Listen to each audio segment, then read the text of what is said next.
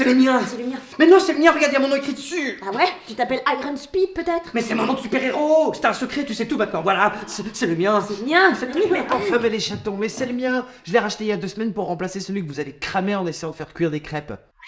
Salut à tous, bienvenue dans la coloc. Ça, c'est Lucie. Ça, c'est Tom. Et ça, c'est moi. Et vous me verrez comme ça. Je m'appelle Ed parce qu'on a tous besoin d'aide.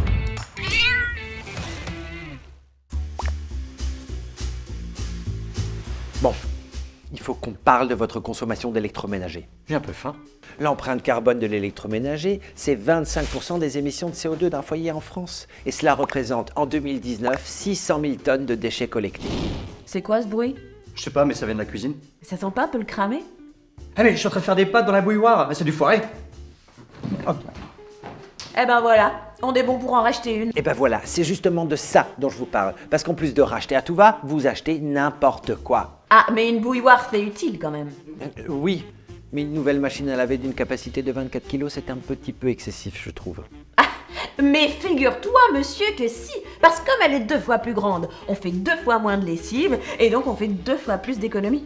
Sauf que vous n'allez pas faire 2 fois moins de lessive. Du coup, vous allez faire tourner la machine à moitié à vide et vous allez gaspiller de l'eau et de l'énergie. Donc, il faut acheter des appareils qui correspondent à votre consommation. Bah, on l'a acheté d'occasion, donc on a quand même fait des économies. Bah, tu vas voir qu'on s'est planté quand même. Ça dépend. Si l'appareil d'occasion acheté pas cher à plus de 10 ans, il vous reviendra plus cher à l'usure qu'un appareil neuf avec une consommation optimisée. Alors qu'un appareil d'occasion de marque avec une bonne étiquette énergie peut être plus avantageux qu'un appareil neuf avec une mauvaise étiquette énergie. Donc bien choisir grâce à l'étiquette énergie. L'étiquette à qui? Les appareils les plus économes sont ceux qui appartiennent à la classe énergie la plus élevée. Ils ne sont pas forcément plus chers à l'achat et l'éventuel surcoût sera amorti par les économies réalisées. Donc, c'est tout bénef. Enfin, sauf si ça tombe en panne avant. Et on sait très bien que c'est fait exprès que ça casse. Et après, bim, on n'a rien vu arriver qu'on a déjà acheté un nouveau truc.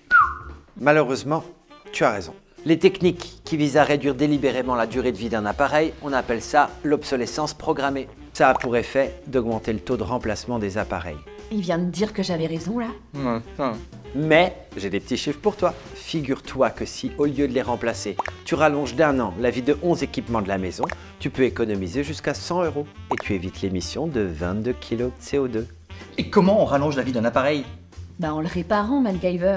Depuis peu, il y a un indice de réparabilité initié par la loi anti-gaspillage. Il informe du caractère réparable d'un équipement en affichant une note sur 10. Donc 3, bien choisir grâce à l'étiquette de réparabilité. Oh non, je fais rien réparer. Bah en fait, avant de réparer, il faudrait éviter qu'il tombe en panne. Il faut bien entretenir son appareil et éviter les erreurs de manipulation. Ouais, mais les crêpes étaient bonnes. Bah nous, je suis pas dégueu. Une bouilloire entartrée entraîne une surconsommation d'électricité et une détérioration prématurée de l'appareil. 5 mm de givre dans le congélateur, c'est 30% d'énergie consommée en plus. De la pâte à crêpes sur un fer à repasser. Oui, bon, donc on a compris. En 4, il faut entretenir son électroménager pour repousser sa fin de vie. Et ben voilà! Mais comment on va faire nos crêpes, nous, maintenant? En France, chaque ménage possède en moyenne 99 appareils électriques ou électroniques. C'est énorme. Alors pour mieux acheter, réparer et remplacer, n'hésite pas à cliquer sur les liens en description de la vidéo. Et si toi aussi tu veux être bien dans ton corps, bien chez toi et bien sur ta planète, alors abonne-toi parce que t'as vu, on a tous besoin d'aide.